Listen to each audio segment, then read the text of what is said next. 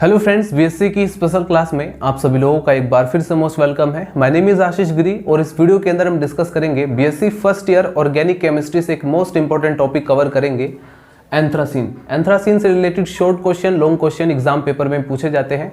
दोस्तों, एंथ्रासीन की जो कंप्लीट टॉपिक है, जैसे इसकी स्ट्रक्चर से रिलेटेड, इसकी सिंथेसिस से रिलेटेड और इससे फिजिकल और केमिकल प्रॉपर्टीज या यूजेस से रिलेटेड जो भी क्वेश्चंस पूछे जाते हैं एग्जाम पेपर में, वो सब हम इस वीडियो के अंदर कवर करेंगे। अगर आपको नोट्स चाहिए तो इसके लिए आप हमारा टेलीग्राम चैनल जो कि बायो बुक टैग के नाम से बना है, आप हमारे टेलीग्राम चैनल को भी ज्वाइन कर सकते हैं। और अभी प्ले स्टोर पर अवेलेबल है एक एप्लीकेशन जहां पर आपको नोट्स के पीडीएफ के साथ साथ आपको वीडियोस भी मिलेंगे। तो आप हमारा bio book tag application download कर सकते हैं जो कि पूरी तरह से फ्री है। तो एप्लीकेशन को भी डाउनलोड कर सकते हैं, टेलीग्राम से भी जुड़ सकते हैं, इंस्टाग्राम से भी जुड़ सकते हैं और यूट्यूब से आप ऑलरेडी जुड़े हुए हैं, नहीं जुड़े हैं तो आप सब्सक्राइब भी कर सकते हैं। अगर आप बीएससी फर्स्ट ईयर के स्टूडेंट हैं और केमिस्ट्री, जूलॉजी, बॉटनी, इन सब सब्जेक्ट की आपको रिक्वायरमेंट है, इनकी वीडियोस की लेक्चर आपको रिक्वायरमेंट हो तो आज के इस वीडियो के अंदर हमारा टॉपिक है एंथ्रासीन, जिसको हम डिटेल में स्टडी करने वाले हैं। तो चलिए दोस्तों स्टार्ट करते हैं। तो चलिए फ्रेंड्स, सेटिंग डाल लीजिए। एंथ्रासीन एंथ्रासीन एक मोस्ट इंपॉर्टेंट टॉपिक है BSc first year organic chemistry के लिए, क्योंकि एग्जाम पेपर में इससे रिलेटेड शॉर्ट क्वेश्चन भी पुट आउट किए जाते हैं, लॉन्ग क्वेश्चन भी पुट आउट किए जाते हैं। इस वीडियो के अंदर हम एंथ्रासीन के कंप्लीट टॉपिक्स को क्लियर करेंगे, बेसिक से स्टार्ट करेंगे और उसके बाद हम डिस्कस करेंगे इसके स्ट्रक्चर के बारे में, इसकी रेजोनेटिंग स्ट्रक्चर के बारे में और इसकी रेजोनेटिंग स्ट्रक्चर में कौन सा सबसे ज़्यादा स्टेबल स्ट्रक्चर है उसके बारे में भी डिस्कस करेंगे और क्यों स्टेबल है, यानी स्टेबिलिटी से रिलेटेड टॉपिक को भी डिस्कस करेंगे। साथ में इसकी मॉलिक्यूलर और वाइटल स्ट्रक्चर को भी समझेंगे। उसके बाद एंथ्रासीन की सिंथेसिस, जो कि मोस्ट इंपॉर्टेंट टॉपिक है एग्जाम पेपर में, उसी से रिलेटेड क्वेश्चंस पुट आउट किए जाते हैं कि एंथ्रासीन को आप कैसे सिंथेसाइज करोगे, कौन कौन से ऐसे मेथड्स हैं। उसके बाद एंथ्रासीन की फिजिकल और केमिकल प्रॉपर्टीज को भी डिस्कस करेंगे। तो चलिए स्टार्ट करते हैं। हेडिंग डाल लीजिए एंथ्रासीन। दोस्तों, एंथ्रासीन को हम पॉलीन्यूक्लियर हाइड्रोकार्बन भी बोलते हैं, इसको हम पॉलीसाइक्लिक एरोमेटिक हाइड्रोकार्बन भी बोलते हैं। क्यों बोलते हैं पॉलीन्यूक्लियर हाइड्रोकार्बन और क्यों बोलते हैं इसको पॉलीसाइक्लिक एरोमेटिक हाइड्रोकार्बन? पॉलीसाइक्लिक्स, देखिए दोस्तों, एंथ्रासीन जो होता है, अगर आप ध्यान से देखें तो उसमें 3 बेंजीन रिंग आपको फ्यूज होती हुई दिखाई देंगी। फॉर एग्जांपल आप यहां से स्टार्ट कीजिए। बेंजीन की स्ट्रक्चर आप अच्छी तरह से जानते हैं और मैं इसके बारे में भी डिस्कस कर चुका हूं। बेंजीन की स्ट्रक्चर में 6 कार्बन और 6 हाइड्रोजन, 6 कार्बन आपस में एक तरीके से साइक्लिक रिंग का फॉर्मेशन कर लेते हैं, आपस में जुड़ करके कनेक्ट होकर के एक साइक्लिक रिंग का फॉर्मेशन कर लेते हैं। उसके बाद उस पर एक एक, सभी कार्बन पर एक एक हाइड्रोजन होता है और इसमें आप ध्यान से देखेंगे बेंजीन रिंग के तो 3 पाई बॉन्ड दिखाई देंगे, यानी 6 पाई इलेक्ट्रॉन्स होते हैं जो कि उसमें डीलोकलाइज करते रहते हैं। ठीक इसी प्रकार से अगर आप बेंजीन में 4 कार्बन और 2 हाइड्रोजन जोड़ दिया जाए तो वो बन जाएगा नेफ्थलीन, और नेफ्थलीन भी एक मोस्ट इंपॉर्टेंट टॉपिक है और इसको भी मैं क्लियर कर चुका हूँ। नेफ्थलीन के बाद अगर आप 4 कार्बन और 4 हाइड्रोजन नेफ्थलीन के अंदर जोड़ दें तो अब ये जो फॉर्मूला बन जाएगा, मॉलिक्यूलर फॉर्मूला, ये बन जाएगा C14H10, जो कि एंथ्रासीन का मॉलिक्यूलर फॉर्मूला है। तो एंथ्रासीन बनाने के लिए आपको ये इस प्रोसीजर से गुजरना पड़ेगा जो कि मैंने अभी आपको दिखाया। अभी हम इसके रेजोनेटिंग स्ट्रक्चर और उसके बारे में कंपेरिजन भी करेंगे। सबसे पहले बेसिक्स आपको क्लियर होना चाहिए। अभी काफ़ी सारे स्टूडेंट जिनका बेसिक्स क्लियर होगा उनको थोड़ा बोरिंग लगेगा, लेकिन जितने भी स्टूडेंट ऐसे हैं जिन्होंने बेसिक्स क्लियर नहीं किया है उनके लिए यहाँ पर बिल्कुल इंटरेस्टिंग होने वाला है लेक्चर। चलिए स्टार्ट करते हैं। देखिए, एंथ्रासीन की स्ट्रक्चर में सबसे पहले जो मोस्ट इंपॉर्टेंट चीज़ है वो ये समझने की है, वो है कार्बन की वैलेंसी। क्योंकि जब तक आपको कार्बन का सिस्टम नहीं समझ में आएगा तब तक आप इस तरह के जो ऑर्गेनिक कंपाउंड के जितने भी आपको एक डिजाइन की तरह दिखाई दे रहे हैं, हम उसमें कहाँ से कहाँ चेंज करते हैं वो आपको बिल्कुल भी समझ में नहीं आएगा जब तक आपको इसकी वैलेंसी का सिस्टम समझ में नहीं आएगा। देखिए, कार्बन का एटॉमिक नंबर क्या है? 6, अच्छी तरह से जानते हैं। अगर मैं आपसे पूछूं इसके वैलेंस शेल में कितने इलेक्ट्रॉन है कार्बन के, तो आप कहेंगे 4। अगर मैं आपसे पूछूं कि अगर वैलेंस शेल में 4 इलेक्ट्रॉन है तो इसका मतलब क्या है? इसका मतलब ये है कि ये 4 बॉन्ड बना सकता है, 4 इलेक्ट्रॉन को शेयर करके 4 बॉन्ड बना सकता है। तो कार्बन 4 बॉन्ड बना सकता है और हमने अभी तक जितने भी ऑर्गेनिक कंपाउंड देखेंगे सभी में कार्बन है, इसलिए हमें कार्बन के बारे में अच्छे से स्टार्टिंग में बेसिक्स पता होने चाहिए। देखिए, एंथ्रासीन का जो मॉलिक्यूलर फॉर्मूला है वो है C14 एंड H10, यानी एंथ्रासीन की अगर आप स्ट्रक्चर देखें तो उसमें कार्बन की संख्या कितनी है? 14। आप यहाँ पर देख सकते हैं ये पूरी की पूरी जो एंथ्रासीन की स्ट्रक्चर है ये ओपन स्ट्रक्चर है। ओपन स्ट्रक्चर जनरली कोई रिप्रेजेंट नहीं करता है। यहाँ पर आप देख रहे हैं ये भी एंथ्रासीन का स्ट्रक्चर है, ये भी है, ये भी है, इन सभी को मैं डिस्कस करूँगा, लेकिन ये ओपन स्ट्रक्चर है जो कि बहुत ज़रूरी है आपको लिए समझना। आपसे कहा जाता है कि 14 कार्बन होते हैं वो किस तरह से होते हैं, तो आप यहाँ पर काउंट कर सकते हैं 1 2 3 4 5 6 7 8 9 10 11 12 13 14, मतलब पूरे 14 कार्बन है और 10 हाइड्रोजन है। 10 हाइड्रोजन आप काउंट कर सकते हैं, 4 हाइड्रोजन यहाँ पर, 1 2 3 4 5 6 7 8 9 10 हाइड्रोजन है। अब दोस्तों यहाँ पर इन हाइड्रोजन की पोजीशन को भी हमें ध्यान से समझना होगा, क्योंकि अगर आप केमिकल रिएक्शंस डिस्कस करेंगे तो ये जो हाइड्रोजन की पोजीशन ये बहुत ज़्यादा मैटर करती है। और उसके बाद अगर इसमें कई बार शॉर्ट क्वेश्चन में 2 नंबर में पूछा जाता है आपसे कि एंथ्रासीन में कितने पाई बॉन्ड हैं या फिर कितने पाई इलेक्ट्रॉन्स हैं, तो आप क्या जवाब देंगे।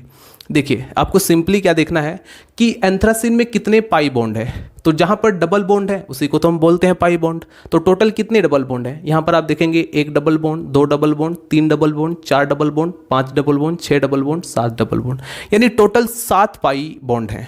ठीक है, 1 2 3 4 5 6 7 पाई बॉन्ड है। अगर डायरेक्टली क्वेश्चन पूछा जाए 2 नंबर में या 1 नंबर में कि एंथ्रासीन में कितने पाई बॉन्ड है, तो आप बता देंगे 7 पाई बॉन्ड है। और किस तरह से है ये तो आप अच्छी तरह से जान ही गए हैं, क्योंकि 7 डबल बॉन्ड है तो 7 पाई बॉन्ड है।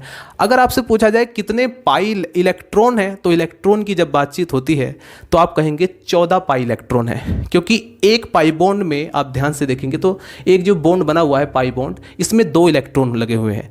तो ये जो 2 इलेक्ट्रॉन है, 2 एकम 2, 2 दूनी 4, 2 3 6, 2 चौक 8, 2 पंजे 10, 2 छिंग 12, 2 सत्ते 14, यानी टोटल कितने हो जाएंगे 14 पाई इलेक्ट्रॉन्स होंगे, जो कि डीलोकेलाइज इसमें करते रहते हैं। डीलोकेलाइजेशन का मतलब क्या है, डी का मतलब किसी चीज का निकलना, लोकेलाइजेशन यानी वो क्या कर रहा है, अपनी जगह से बार बार जो है डीलोकेलाइज हो रहा है, यानी एक जगह स्थिर नहीं है, स्टेबल नहीं है एक जगह। ये जो बॉन्ड आपको दिखाई दे रहा है ये एक जगह पूरी तरह से स्टेगनेंट नहीं है, रुका हुआ नहीं है। तो यानी कि जितने भी ये पाई बॉन्ड है वो सब के सब अपनी जगह फिक्स नहीं है, ये डीलोकेलाइज हो रहे हैं, अपनी लोकेशन को चेंज कर रहे हैं लगातार, यानी इसके अंदर ये घूम रहे हैं, सिंपली कहना होगा। तो इसलिए इसको हम इस तरह से रिप्रेजेंट कर देते हैं, या फिर इसे गोले में भी रिप्रेजेंट कर देते हैं, क्योंकि ये इसकी पोजीशन बिल्कुल भी फिक्स नहीं है। यहाँ पर इसकी जो लोकेशन है वो बिल्कुल भी फिक्स नहीं है, एक सेकेंड में यहाँ तो 1 सेकेंड में यहाँ, 1 सेकेंड में यहाँ तो 1 सेकेंड में यहाँ। इसलिए इसकी 4 रेजोनेटिंग स्ट्रक्चर यहाँ पर आपके सामने रिप्रेजेंट की गई है, जिसे मैं अभी डिस्कस करने वाला हूँ। फिलहाल आपको इतना जरूर समझना होगा कि टोटल कितने सिग्मा बॉन्ड है। अगर आपसे पूछा जाए 2 नंबर में शॉर्ट क्वेश्चन में या 1 नंबर में पूछा जाए कि एंथ्रासीन में कितने सिग्मा बॉन्ड है, तो आप कैसे काउंट करोगे सिग्मा बॉन्ड। दोस्तों आपको सिंगल बॉन्ड काउंट करने होंगे, जहां पर डबल बॉन्ड है वहां तो एक सिग्मा बॉन्ड होगा ही होगा, ठीक है, पाई बॉन्ड तो होगा लेकिन एक सिग्मा होगा, ध्यान रखना है। तो इस तरह से टोटल अगर आप सिग्मा बॉन्ड को काउंट करोगे तो 26 सिग्मा बॉन्ड आपको नजर आएंगे। ठीक है, आई थिंक आपको यहाँ पर थोड़ा प्रॉब्लम हो रहा होगा, इसलिए मैं इन सभी सिग्मा बॉन्ड को हटा देता हूँ ताकि आप स्ट्रक्चर को ध्यान से देख पाएँ, क्योंकि आपको तो बड़ा कॉम्प्लेक्स लग रहा होगा यहाँ पर फिलहाल। सो फाइनली यहाँ पर मैंने सभी के सभी जो सिग्मा बॉन्ड है वो हटा दिए हैं, सिर्फ आपको पाई बॉन्ड ही दिखाई दे रहे होंगे। तो दोस्तों इस अब ध्यान से देखिए इस स्ट्रक्चर को, क्योंकि अगर आपने स्ट्रक्चर समझ लिया एंथ्रासीन का तो आपको केमिकल प्रॉपर्टीज समझने में बिल्कुल भी कोई प्रॉब्लम नहीं होगी। अगर आप ध्यान से देखें इनकी बॉन्ड की वैलेंसी, क्या कार्बन की वैलेंसी कंप्लीट हो रही है, सभी कार्बन को ध्यान से चेक कर लीजिए, 4 बॉन्ड से वो जुड़े होंगे। जैसे हम पर्टिकुलर इस कार्बन की बात करें तो 2 बॉन्ड यहाँ पर, 1 बॉन्ड यहाँ पर, 1 बॉन्ड यहाँ पर, यानी 4 बॉन्ड कंप्लीट। इस कार्बन को ध्यान से देखो, 2 बॉन्ड यहाँ पर, 1 बॉन्ड यहाँ पर, 1 बॉन्ड यहाँ पर, सभी के सभी कार्बन अपनी 4 बॉन्ड को कंप्लीट करते हुए नजर आएंगे आपको। ठीक है, तो टोटल अभी आपने स्ट्रक्चर को समझ लिया है। अब हम देखते हैं इसकी रेजोनेटिंग स्ट्रक्चर की तरफ बढ़ते हैं। जैसे कि मैंने आपको कहा ये जो पाई इलेक्ट्रॉन है ये अपनी लोकेशन को बिल्कुल भी एक जगह फिक्स नहीं रखते, ये घूमते रहते हैं, तो इसलिए हम इसको इस तरह से भी रिप्रेजेंट करते हैं। तो आइए देखते हैं किस तरह की पॉसिबल स्ट्रक्चर, रेजोनेटिंग स्ट्रक्चर इसकी कितनी पॉसिबल है। तो 4 रेजोनेटिंग स्ट्रक्चर इसकी पॉसिबल आपको दिखाई देगी। सबसे पहली जो स्ट्रक्चर आपको दिखाई दे रही है, इसमें ध्यान से देखिए इस स्ट्रक्चर को, कितने पाई बॉन्ड आपको दिखाई दे रहे हैं, सभी में आपको 7 ही पाई बॉन्ड दिखाई देंगे। सबसे पहले तो मैं बता दूं, लेकिन उनकी लोकेशन आपको डिफरेंट दिखाई देगी। जैसे ये आपको पास पाई बॉन्ड दिखाई दे रहा है, अगर ये इधर मूव करेगा तो आगे वाला कहां पर पहुंच जाएगा, आगे वाला इधर मूव कर जाएगा। तो इस तरह से दूसरी आपको रेजोनेटिंग स्ट्रक्चर यहां पर दिखाई देगी। ठीक है, अगर आप यही बॉन्ड इधर मूव करेगा तो ये वाला इसमें चला जाएगा, जिसकी वजह से आपको इस तरह की स्ट्रक्चर, 3rd रेजोनेटिंग स्ट्रक्चर आपको प्राप्त होगा।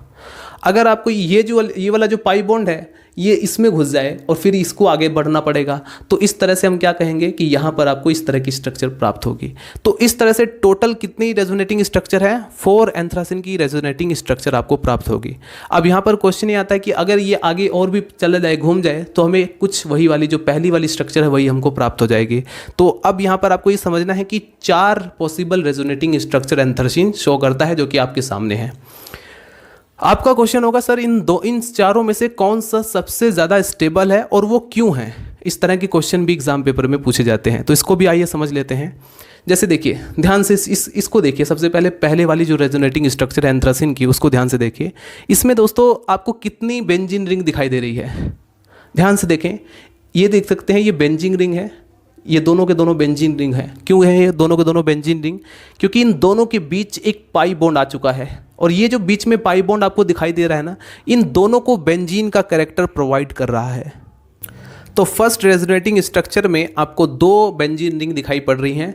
और क्यों? क्योंकि आप ध्यान से देखिए, ये तो बेंजीन रिंग है ही, ये दूसरे वाला जो आपको दिखाई दे रही रिंग, इसको ये जो पाई बॉन्ड यहाँ पर लगा हुआ है, इन दोनों को बेंजीन रिंग का कैरेक्टर प्रोवाइड कर रहा है। इसलिए मैं कह रहा हूँ कि इसमें दो बेंजीन रिंग और एक क्यूनोइड स्ट्रक्चर आपको दिखाई दे रही है। तो दो बेंजोइड स्ट्रक्चर और एक क्यूनोइड स्ट्रक्चर। अब आ जाइए नंबर सेकेंड में, इसमें भी आपको दिखाई देगा बेंजीन रिंग।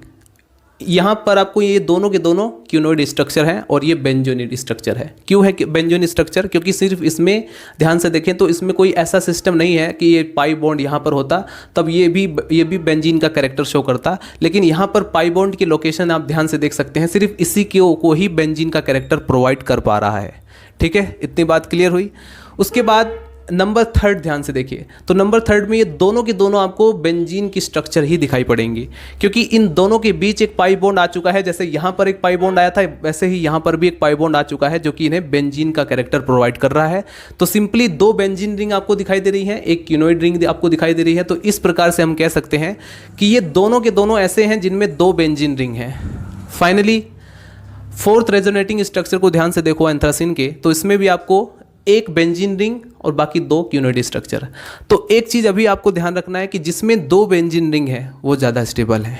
ठीक है, यानी कि फर्स्ट रेजोनेटिंग स्ट्रक्चर और थर्ड रेजोनेटिंग स्ट्रक्चर, इन दोनों में दो बेंजीन रिंग है, जिसकी वजह से ये दोनों के दोनों ज़्यादा स्टेबल है एज कंपेरिजन फॉर इन दोनों सेकेंड एंड फोर। ठीक है, तो रेजोनेंस की स्ट्रक्चर में हमने देख लिया कि कौन सा ज़्यादा स्टेबल है और कौन से कम स्टेबल है, क्योंकि हम कंपैरिजन कर रहे हैं। उसके बाद आपको एंथ्रासिन के अंदर पोजीशन भी पता होनी चाहिए कि कौन सा फर्स्ट कार्बन है, कौन सा सेकंड कार्बन है, क्योंकि जब आप यहाँ पर केमिकल रिएक्शंस में हम जब वहाँ पर रिएक्शन कराएंगे तब वहाँ पर बहुत ज़्यादा ज़रूरी होता है कि आपको समझना है कि किस पोजीशन पर या फर्स्ट पोजीशन पर किस कार्बन पर कौन सा ग्रुप आकर जुड़ता है। तो देखिए ध्यान से देखिए, ये है फर्स्ट कार्बन, ठीक है, यह है फर्स्ट कार्बन, यह है सेकंड कार्बन, यह है थर्ड कार्बन, यह है फोर्थ कार्बन। इसी तरह से इसकी नंबरिंग की जाती है। ठीक है, एंथ्रासिन के ऊपर नंबरिंग किस तरह से की जाती है, यह है फर्स्ट कार्बन, यह है सेकंड कार्बन, यह है थर्ड कार्बन, यह है फोर्थ कार्बन, और फिर डायरेक्टली यह है फिफ्थ कार्बन, और ये है सिक्स कार्बन, ये है सेवन्थ, ये एट्थ, ये नाइन्थ और ये टेंथ। ठीक इसी प्रकार से आप यहाँ पर देख सकते हैं। तो इस तरह से एंथ्रासिन के अंदर नंबरिंग की जाती है। आप लोग कहेंगे सर 10 कार्बन है, बाकी 4 कार्बन, आप क्योंकि फॉर्मूले के अकॉर्डिंग तो 14 कार्बन होने चाहिए, यहाँ पर 10 कार्बन है। दोस्तों यहाँ पर जो 4 कार्बन आपको दिखाई दे रहे हैं ये सबके सब फ्यूज़ हैं। ठीक है, ये जो है रिएक्शन में पार्टिसिपेट नहीं करेंगे, तो इसलिए हमें इन 10 कार्बन पर फोकस करना पड़ेगा। यहाँ पर हमने इसको यहाँ पर स्किप कर दिया है क्योंकि ये आपस में फ्यूज़ हैं। ये एक कार्बन यहाँ पर, एक कार्बन यहाँ पर, ये कार्बन यहाँ पर, एक कार्बन यहाँ पर, 4 ऐसे कार्बन होते हैं जो फ्यूज़ होते हैं। इतनी बात क्लियर। अब थोड़ी हम बॉन्ड लेंथ की बात कर लेते हैं, क्योंकि ज़्यादा ओवरलैपिंग के कारण इनके बॉन्ड की जो लेंथ है, उस जो एंगल है एक तरीके से उसमें थोड़ा सा डिफ्रेंसिएशन आ जाता है। जैसे फॉर एग्जांपल हम बात करते हैं इसके बॉन्ड लेंथ की, कार्बन नंबर फर्स्ट, जैसे ये कार्बन नंबर फर्स्ट है, ये कार्बन नंबर सेकंड है। अब कार्बन नंबर फर्स्ट और सेकंड के बीच की जो बॉन्ड लेंथ है वो कितनी है, 1.37 एंगस्ट्रॉम है। वहीं पर यदि आप कार्बन नंबर सेकंड और carbon number third, carbon number ये सेकंड और कार्बन नंबर थर्ड, इन दोनों के बॉन्ड लेंथ की बात करें तो वो है 1.42 एंगस्ट्रॉम। यानी जो यहाँ पर कार्बन नंबर 2 और कार्बन नंबर थर्ड, इन दोनों के बीच जो बॉन्ड बना हुआ है वो थोड़ा उसकी बॉन्ड लेंथ ज़्यादा है। करेक्ट, यहाँ पर इन दोनों की कंपैरिजन भी कर सकते हैं। ऐसा क्यों दोस्तों? क्योंकि ज़्यादा ओवरलैपिंग, यहाँ पर जो ओवरलैपिंग है वो ज़्यादा ओवरलैपिंग हो गई है, इसलिए यहाँ पर थोड़ा जो बॉन्ड लेंथ है वो छोटा हो गया है और यहाँ पर बॉन्ड लेंथ थोड़ा बड़ा हो गया है। ठीक है, तो यहाँ पर कंपैरेटिवली स्टडी भी हम कर रहे हैं साथ साथ। उसके बाद आपको अल्फ़ा बीटा की भी पोजीशन पता होनी चाहिए। ठीक है, तो चलिए अल्फ़ा बीटा पोजीशन को भी समझ लेते हैं।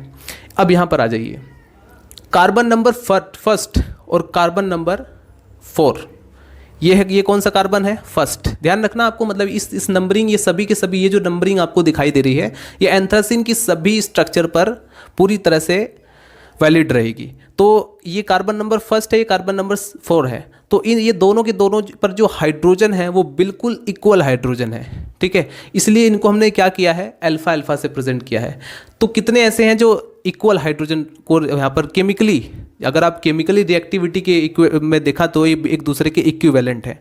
तो carbon number first, carbon number second, carbon number यहाँ पर ये जो कार्बन नंबर आपको 5 दिखाई दे रहा है और ये कार्बन नंबर जो 8 आपको दिखाई दे रहा है, ये चारों के चारों पर को हमने अल्फा से रिप्रेजेंट किया है। यानी कि नेफ्थलीन के एंथ्रासिन के अंदर ये 4 जो कार्बन है, carbon number first, carbon number 4, carbon number 5, carbon number 8, ये सब के सब अल्फा है, अल्फा कार्बन होंगे, ठीक है। बीटा कार्बन कौन कौन से होंगे, ये एक दूसरे के इक्विवेलेंट है, ठीक है। तो कार्बन, ये जो कार्बन नंबर 2 है, कार्बन नंबर 3 है और कार्बन नंबर 6, कार्बन नंबर 7, ये चारों के चारों जो कार्बन है ये बीटा पोजीशन है। तो नेफ्थलीन की जो स्ट्रक्चर में जो बीटा पोजीशन है ये 4 कार्बन होते हैं। उसके बाद गामा पोजीशन, अल्फा, बीटा और ये गामा पोजीशन। तो कार्बन नंबर 9, कार्बन नंबर 10 को गामा पोजीशन पर यहाँ पर दिखाया जाता है, रिप्रेजेंट किया जाता है। तो इस तरह से ये इस अल्फा, बीटा, गामा की पोजीशन हो जाएंगी।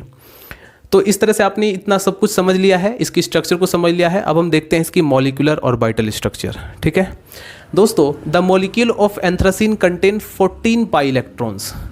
क्यों है 14 पाई इलेक्ट्रॉन्स? क्योंकि हमें अच्छी तरह से पता है कि एंथ्रासिन के अंदर 7 पाई बॉन्ड होते हैं और एक पाई बॉन्ड में 2 इलेक्ट्रॉन होते हैं। तो इस प्रकार से 7 दूनी 14 पाई इलेक्ट्रॉन्स हो गए एंथ्रासिन के अंदर, जो कि इसमें डीलोकेलाइज हो रहे हैं, उसमें घूम रहे हैं, ठीक है। The molecule of anthracene contain 14 pi electrons which explain it's aromatic character, जो कि इसके एरोमेटिक करेक्टर को भी एक्सप्लेन करता है हकल रूल्स के अकॉर्डिंग। मैं हकल रूल्स को डिस्कस कर चुका हूं, अगर आप चाहें तो वीडियो देख सकते हैं, प्लेलिस्ट के अंदर आपको मिल जाएगी organic chemistry BSc first year. तो वहां से जाकर आप हकल्स रूल को भी पढ़ सकते हैं, क्योंकि ये जो एंथ्रासिन की स्ट्रक्चर है, एंथ्रासिन का जो पूरी की पूरी जो स्ट्रक्चर आपको दिखाई दे रही है, ये पूरी तरह से हकल रूल्स को फॉलो करती है, जिसकी वजह से ये एरोमेटिक कैरेक्टर शो करता है। लेकिन ध्यान रखना, बेंजीन से ये कम एरोमेटिक है, बेंजीन से ये कम एरोमेटिक शो करता है, जिसकी वजह से ये एडिशन रिएक्शन भी शो करता है, ठीक है। ये सब्स्टिट्यूशन रिएक्शन तो शो करता ही करता है, लेकिन जैसा कि मैंने आपको कहा ये बेंजीन से लेस एरोमेटिक कैरेक्टर है, शो करता है, जिसकी वजह से ये एडिशन रिएक्शन भी शो करता है, करेक्ट। उसके बाद according to Huckel's rules these 14 pi electrons are delocalized due to which stable. ये जो 14 पाई इलेक्ट्रॉन है, क्योंकि जहाँ भी रेजोनेंस होगा वहाँ पर स्टेबिलिटी होती है, तो ये 14 पाई इलेक्ट्रॉन्स जो है इसमें रेजोनेंस करते हैं, घूमते रहते हैं, मतलब डीलोकेलाइज करते रहते हैं, जिसकी वजह से ये पूरी तरह से एक स्टेबल कंपाउंड इसको, यानी इस कंपाउंड को स्टेबिलिटी प्रोवाइड करते हैं।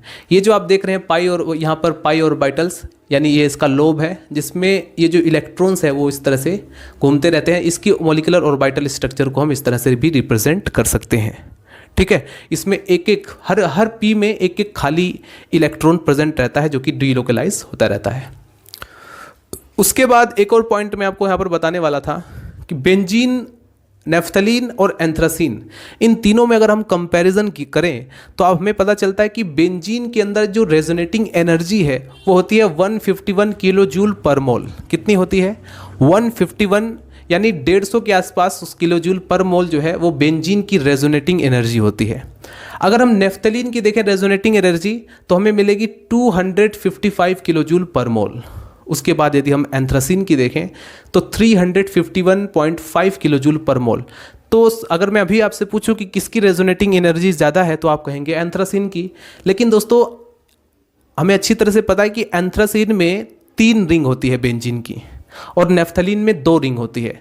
और यहाँ पर ये जो बात बोली गई है कि बेंजीन रिंग में 151 किलो जूल पर मोल इसकी रेजोनेटिंग एनर्जी है, ये सिर्फ एक रिंग के रेस्पेक्ट में बोली गई बात है। और अगर हम बात करें नेफ्थलीन के बारे में तो ये 2 रिंग के रेस्पेक्ट में बात है। तो यदि हम एक रिंग के रेस्पेक्ट में बात करें, अगर आप कंपैरिजन करोगे तो आप पाओगे कि बेंजीन की रेजोनेटिंग एनर्जी इन दोनों से सबसे ज़्यादा है, ठीक है, इन दोनों से ज़्यादा है कंपैरेटिवली। लेकिन अगर हम बात करें नेफ्थलीन की, तो नेफ्थलीन की एंथ्रासिन से ज़्यादा मिलेगी आपको 1.27 किलो जूल पर मोल। आप इसका हाफ कर दो, सिंपली 2 रिंग है तो आप 255 को हाफ कर दो तो निकल कर आएगा 1.27 किलो जूल पर मोल। उसके बाद यदि आप एंथ्रासिन को देखो तो एंथ्रासिन में ये जो 351.5 लिखा हुआ है, इसको आप 3 से डिवाइड कर दीजिए, क्योंकि 3 रिंग है, हमें एक रिंग का निकालना है कि कितनी रेजोनेटिंग एनर्जी शो करता है। तो हमें क्या करना होगा, इसको 3 से डिवाइड करना होगा तो निकल कर आएगा 117 किलो जूल पर मोल सिंपली। तो इस प्रकार से हमें एक एक रिंग का देखने को मिला, तो हमें पता चलता है कि बेंजीन रिंग सबसे ज़्यादा स्टेबल, सबसे ज़्यादा एरोमेटिक कैरेक्टर शो कर रहा है, और एंथ्रासिन जो है नेफ्थलीन से कमज़ोर होगा। तो इन सभी की स्टेबिलिटी के बारे में भी आई थिंक आपको एक आइडिया मिल गया होगा, एक कंपैरिजन भी आप आसानी से कर सकेंगे। तो इस प्रकार से अभी तक हमने एंथ्रासिन के बेसिक्स को क्लियर किया। अब हम डिस्कस करेंगे इसके सिंथेसिस के बारे में। इतने में आप इसको फटाफट नोट कीजिए। तो चलिए फ्रेंड्स, हेडिंग डाल लीजिए सिंथेसिस ऑफ एंथ्रासिन। अब हम देखने वाले हैं कि एंथ्रासिन को कैसे सिंथेसाइज किया जाता है। अगर एग्जाम पेपर में आपसे लॉन्ग क्वेश्चन में या शॉर्ट क्वेश्चन में पूछे हाउ टू सिंथेसाइज एंथ्रासिन, तो आप ये रिएक्शन लिखेंगे, और इस रिएक्शन को, ये रिएक्शन आपको याद कैसे होगी। तो दोस्तों, जब तक आपका कंसेप्ट क्लियर नहीं होगा, जो बेसिक कंसेप्ट्स होते हैं GOC, general organic chemistry, BSc first year students, आपको मैं पहले ही बता देता हूँ, अगर आपका जीओसी कंप्लीट है तो आप सेकेंड ईयर की ऑर्गेनिक केमिस्ट्री भी आपके लिए बहुत आसान बन जाएंगी। आप कहेंगे कि तीनों केमिस्ट्री के अंदर जो ऑर्गेनिक केमिस्ट्री है, इसमें मेरी एक मजबूत पकड़ है। अब चाहे फर्स्ट ईयर हो, सेकेंड ईयर हो, थर्ड ईयर हो, कोई फर्क नहीं पड़ता। अगर ऑर्गेनिक केमिस्ट्री का अगर आपने जीओसी कंप्लीट किया है, जीओसी के अंदर बेसिकली आते हैं कॉन्जुगेशन, रेजोनेंस, इंडक्टिव इफेक्ट, या बहुत सारी चीज़ें हैं, रिएक्टिव इंटरमीडिएट्स, या फिर हाइब्रिडाइजेशन या इलेक्ट्रोनेगेटिविटी।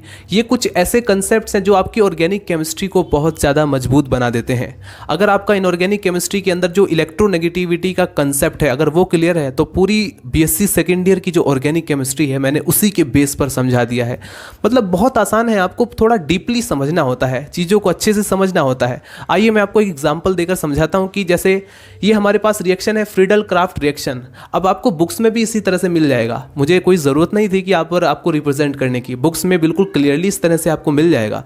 लेकिन यहाँ पर मैं इस तरह से आपको जो मेन चीज़ है, जो आप वीडियो देख रहे हैं जिसके लिए, वो है समझाना कि आप कंसेप्ट को कैसे समझोगे और कैसे आपको याद होगा। देखिए, सबसे पहले आपने लिया है बेंजाइल क्लोराइड। अब बेंजाइल क्लोराइड के आपने 2 मॉलिक्यूल्स लिए हैं, ठीक है, क्योंकि आपको एंथ्रासिन, ये जो स्ट्रक्चर आप देख रहे हैं, ये इसमें बेंजीन की 3 रिंग आपस में फ्यूज़ हैं, और हमें ये बनाना है। तो हमें क्या करना होगा, तो सबसे पहले हमने क्या किया, हमने बेंजाइल क्लोराइड को, इसके 2 मॉलिक्यूल्स लिए और इनकी आपस में रिएक्शन कराया। अब यहाँ पर देखिए, बेंजाइल क्लोराइड का फॉर्मूला ध्यान से देखिए। ये हमारे पास बेंजीन की एक एरोमेटिक रिंग है, इसके ऊपर CH2 और Cl इस तरह से जुड़ा हुआ है, ये ग्रुप इसमें ध्यान से देखिए जुड़ा हुआ है। दूसरी तरफ ये हाइड्रोजन हमने निकाल लिया है। अब यहाँ पर एक चीज़ और मैं आपको बता देता हूँ, ज़रूरी नहीं है कि अगर इस हाइड्रोजन को रिप्रेजेंट किया है तो यही एक ही हाइड्रोजन है।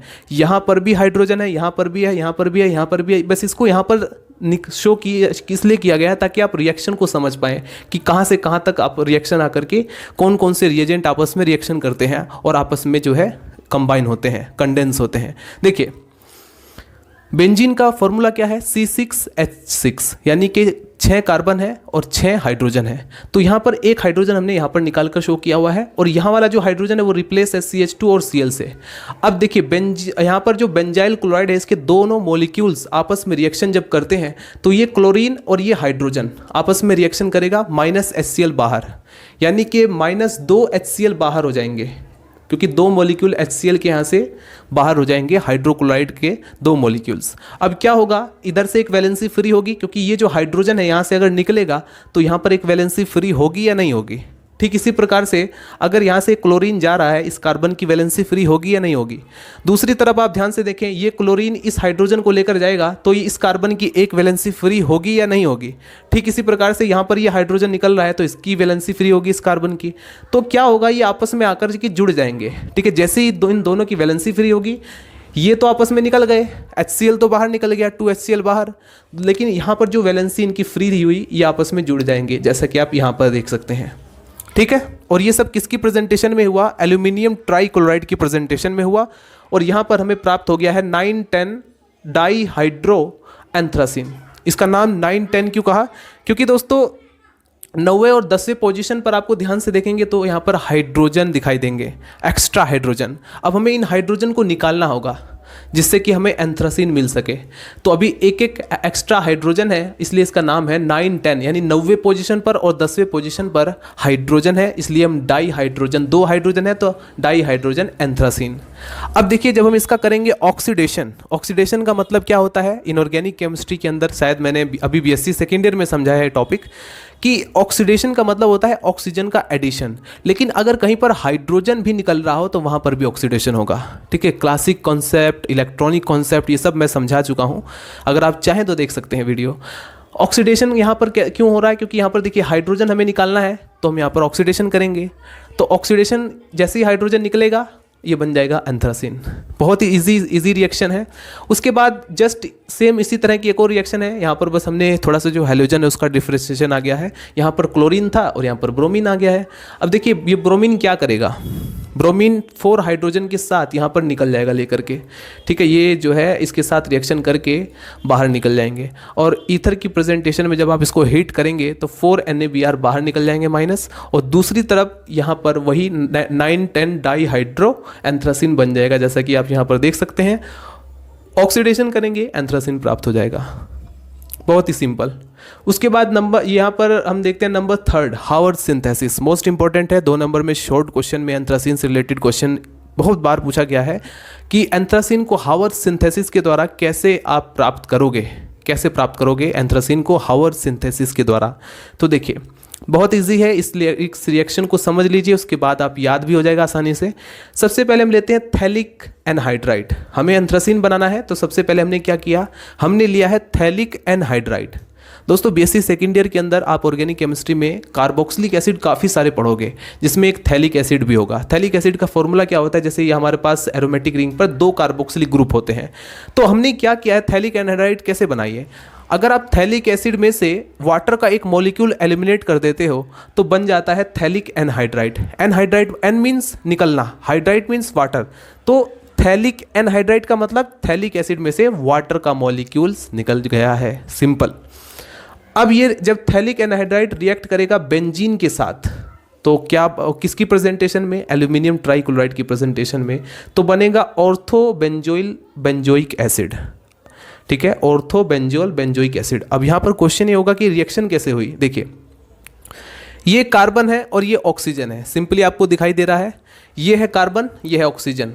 जब इनके बीच बॉन्ड ब्रेक होगा, यहाँ से बॉन्ड जब ब्रेक होगा तो आप जानते हैं क्या होगा। अगर आपने इलेक्ट्रोनेगेटिविटी का कंसेप्ट पढ़ा है तो आपको पता होगा कि oxygen is more electronegative than carbon. Oxygen की इलेक्ट्रोनेगेटिविटी, शेयर्ड पेयर को, इलेक्ट्रॉन को अपनी तरफ खींचने की टेंडेंसी जो होती है वो ऑक्सीजन की ज़्यादा है। तो इस बॉन्ड के बीच ये जो बॉन्ड टूटा है, ये बॉन्ड कैसे बना था, 2 इलेक्ट्रॉन से बना था।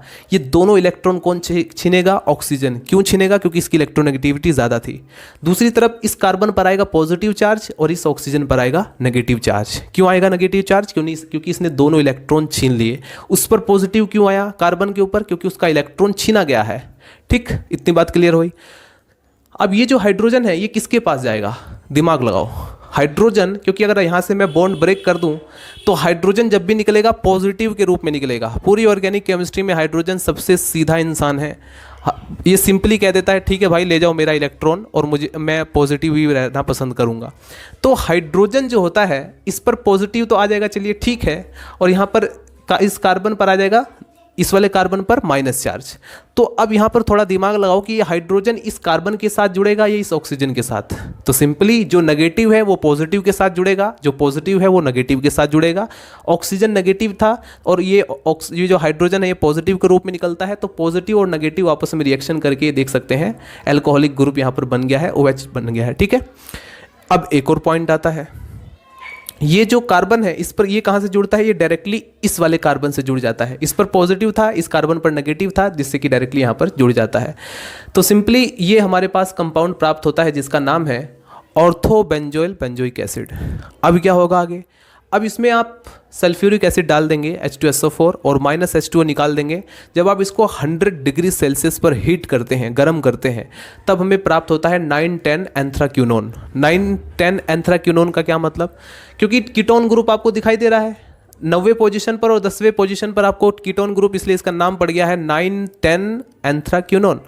अब हमें करना क्या होगा, अगर हमें इससे ये बनाना है, इस ऑर्गेनिक स्ट्रक्चर जो आपको दिखाई दे रही है, और हमें एंथ्रासीन बनाना है इससे, तो क्या करेंगे आप इसमें सिंपली जिंक डस्ट डाल दीजिए, इससे इसका रिडक्शन हो जाएगा। रिडक्शन का मतलब जब ऑक्सीजन निकल रहा हो या हाइड्रोजन जुड़ रहा हो, तो रिडक्शन होते ही ये ऑक्सीजन यहाँ से निकल जाएगा, ये दोनों के दोनों ऑक्सीजन यहाँ से निकल जाएंगे और बन जाएगा एंथ्रासीन। ठीक है, जिंक डस्ट डालने से ZNO के फॉर्म में ये जो Zn है ये ऑक्सीजन को ले लेगा, ZNO के रूप में बाहर निकल जाएगा, दूसरी तरफ एंथ्रासीन हमें मिल जाएगा। इस तरह से आप एंथ्रासीन की सिंथेसिस कर सकते हैं।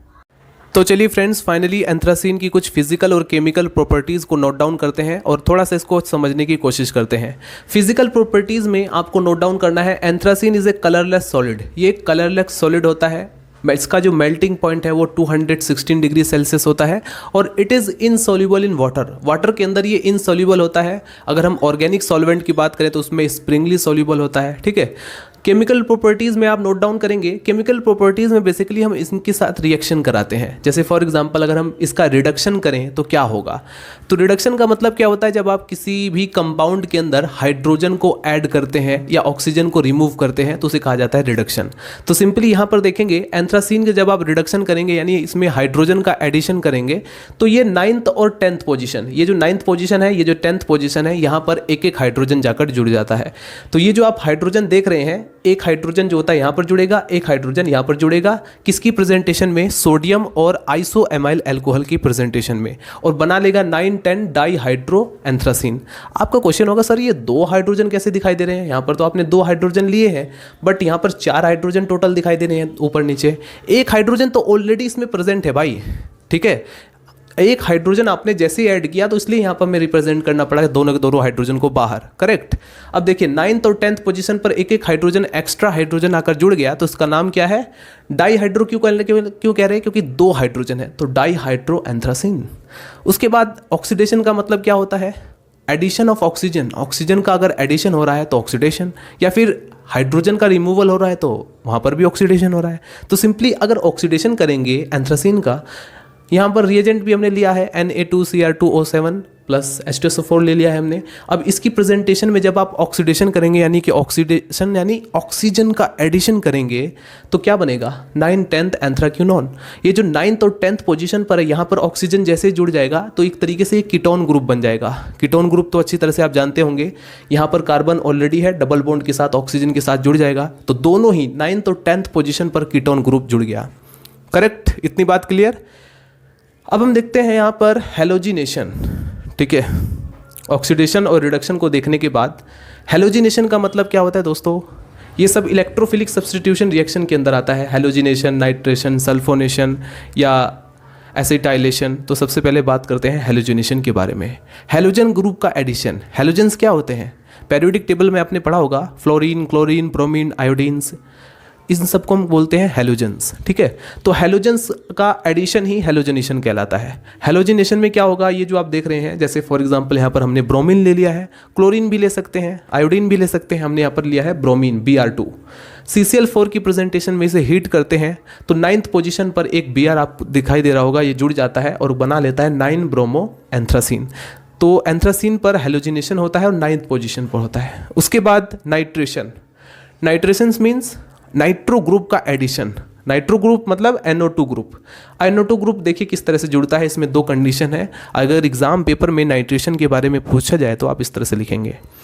एंथ्रासीन आपके सामने दिखाई दे रहा है। हम यहाँ पर रिएजेंट नाइट्रेशन के लिए जो आवश्यक या नेसेसरी रिएजेंट होता है वो आपको लेना पड़ेगा HNO3 और साथ में आप CH3CO इसका होल ट्वाइस O ऑक्सीजन ले लेंगे। अब यहाँ पर होगा क्या, जब इनकी आपस में रिएक्शन होगी तो क्या होगा, ये बनाएगा 9 नाइट्रो एंथ्रासीन। ठीक है, अगर आप लो टेम्परेचर लेते हैं, क्योंकि टेम्परेचर की बात है, अगर आप हाई टेम्परेचर लेंगे या लो टेम्परेचर लेंगे तो उसका इफेक्ट होता है। ठीक है, तो यहाँ पर अगर आपने हाई टेम्परेचर लिया है तो 9th पोजीशन पर NO2 ग्रुप जाकर जुड़ जाएगा। अगर आप यहाँ पर हाई टेम्परेचर लेते हैं, या ये तो लो टेम्परेचर की वजह से है, ये हाई टेम्परेचर की वजह से 9th और 10th पोजीशन पर, दोनों पोजीशन पर जाकर के NO2 ग्रुप जुड़ जाएगा। नाम आप ऑलरेडी देख रहे हैं, 9 नाइट्रोएंथ्रासीन और 9 एंड 10, क्योंकि 9th और 10th दोनों पोजीशन पर नाइट्रो ग्रुप जुड़ा है, तो 9 एंड 10 डाई नाइट्रोएंथ्रासीन। सल्फोनेशन का मतलब सल्फोनिक ग्रुप का एडिशन, SO3H ग्रुप को हम सल्फोनिक ग्रुप कहते हैं। कंसनट्रेटेड H2SO4 की प्रेजेंटेशन में आप इसका सल्फोनेशन करेंगे तो एंथ्रासीन फर्स्ट, क्योंकि फर्स्ट पोजीशन पर जाकर वहाँ पर जो जुड़ा हुआ है सल्फोनिक ग्रुप वो फर्स्ट पोजीशन पर जुड़ा हुआ है, तो नाम हो जाएगा एंथ्रासीन फर्स्ट सल्फोनिक एसिड। लेकिन ये कब होगा? लो टेम्परेचर पर। यदि आप टेम्परेचर हाई रखते हैं तो सेकंड पोजीशन पर जाकर ये सल्फोनिक ग्रुप ऐड हो जाएगा, ठीक है, तो एंथ्रासीन सेकंड सल्फोनिक एसिड बन जाएगा। तो ये है इलेक्ट्रोफिलिक सब्स्टिट्यूशन में। अभी एसिटाइलेशन रह गया है, तो इसको आप पहले फटाफट नोट कीजिए। तो दोस्तों एसिटाइलेशन में एसिटाइल ग्रुप का एडिशन होता है। सिंपली एसिटाइल ग्रुप जो होता है या तो फर्स्ट पोजीशन पर जुड़ जाएगा या 9th पोजीशन पर जुड़ जाएगा, ये डिपेंड करता है कि आपने रिएजेंट क्या लिया है। तो एसिटाइल ग्रुप का addition is called acetylation. Anthracene आपने लिया है, एंथ्रासीन की अगर आप रिएक्शन कराएंगे एसिटाइल क्लोराइड के साथ in the presence of anhydrous aluminium trichloride in nitrobenzene, तो बनेगा 1 एसिटाइल एंथ्रासीन, ठीक है, 1 एसिटाइल एंथ्रासीन, क्योंकि 1 पोजीशन पर, ये जो पोजीशन आपको दिखाई दे रही है एंथ्रासीन के फर्स्ट पोजीशन पर एसिटाइल ग्रुप जाकर जुड़ जाता है। दूसरी तरफ यदि आप एंथ्रासीन की रिएक्शन कराते हैं एसिटाइल क्लोराइड के साथ in the presence of anhydrous aluminium trichloride, तो रहेगा यहाँ पर नाइट्रोबेंजीन लिया था और यहाँ पर हमने लिया है CH2Cl2। इससे क्या होगा दोस्तों? इससे ये जो है एडिशन 9th पोजीशन पर होगा, ठीक है। एसिटाइल ग्रुप का जो एडिशन हो रहा है वो फर्स्ट पोजीशन की जगह 9th पोजीशन पर होगा। तो इस तरह से हम एसिटाइलेशन करा सकते हैं। डाइमराइजेशन की बात करें तो फिलहाल ये जैसे फॉर एग्जांपल ये मोनोमर है, ठीक है, मोनोमर यानी सिंगल यूनिट है।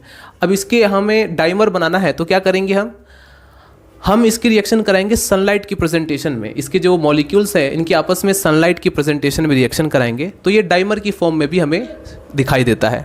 उसके बाद यानी डाइमर बना लेगा। उसके बाद यदि आपसे क्वेश्चन पूछा जाए कि एंथ्रासीन से एंथ्रासीन पेरोक्साइड कैसे बनाएंगे, तो सिंपली एंथ्रासीन की रिएक्शन करा देंगे ऑक्सीजन की प्रेजेंटेशन में और लाइट की प्रेजेंटेशन में, ठीक है। एंथ्रासीन की रिएक्शन ऑक्सीजन के साथ लाइट की प्रेजेंटेशन में कराएंगे तो एंथ्रासीन पेरोक्साइड बन जाता है, जो कि आप देख सकते हैं। उसके बाद पिक्रेट का फॉर्मेशन, ये शॉर्ट क्वेश्चन में कई बार पूछा गया है, पिक्रेट कैसे बनाओगे, एंथ्रासीन से पिक्रेट कैसे बनाओगे। तो एंथ्रासीन का फॉर्मूला आप यहाँ पर देख सकते हैं, ये इसका मॉलिक्यूलर फॉर्मूला है। इसकी रिएक्शन आप पिक्रिक एसिड से करा दीजिए, डायरेक्टली बनेगा एंथ्रासीन पिक्रेट, जैसा कि आप यहाँ पर देख सकते हैं। तो सिंपली ये मोस्ट इंपॉर्टेंट रिएक्शंस थी। उसके बाद हम यूजेस की बात करें तो एंथ्राक्विनोन जो होता है वो एंथ्रासीन का प्रयोग जो है वो एंथ्राक्विनोन डाई बनाने में भी यूज़ किया जाता है। मैन्युफैक्चर ऑफ एंथ्राक्विनोन, एंथ्राक्विनोन के मैन्युफैक्चर में और स्मोक स्क्रीन्स बनाने में, तो ये कुछ इसके यूजेस हैं जिसे आप नोट डाउन कर सकते हैं। तो एंथ्रासीन का ये टॉपिक कंप्लीट होता है। अगर किसी को कोई डाउट है तो वो मुझे कमेंट में बता सकता है, और आपको अगर किसी और भी वीडियो पर वीडियो बनवाना है तो वो मुझे आप कमेंट में बता सकते हैं।